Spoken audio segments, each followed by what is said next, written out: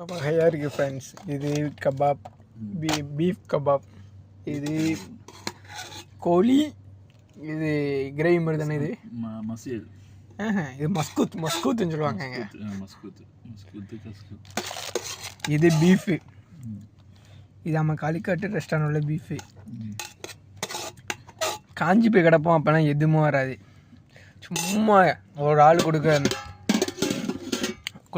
மொத்தமாக வரும். இது ராயல் பானு பாகிஸ்தான் கிரேவி, ரொட்டி. இது ஒரு கிரேவி, பீஃப் கிரேவியில் குழம்பு மட்டும். எதை திங்கிறதுனே தெரில ஃப்ரெண்ட்ஸ், வயிறு முட்டுது.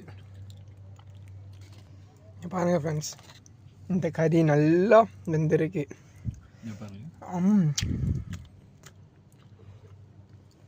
எதை திங்கிறேன்னு தெரியல. ஏற்கனவே நான் 2 சவர்மா வேறு இதை வாங்கி தந்து கையில் விடலை.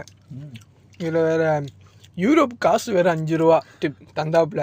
நான் வந்திருக்கும்போதே கூப்பிட்டு சாப்பாடு என்ன 2 சவர்மா திங்க முடியல, இன்னொரு சவர்மா, மொத்தம் 3 சவர்மா இருந்தாப்புல. 2 சவர்மா என்ன திங்க முடிஞ்சு, அதுதான் வயிறு.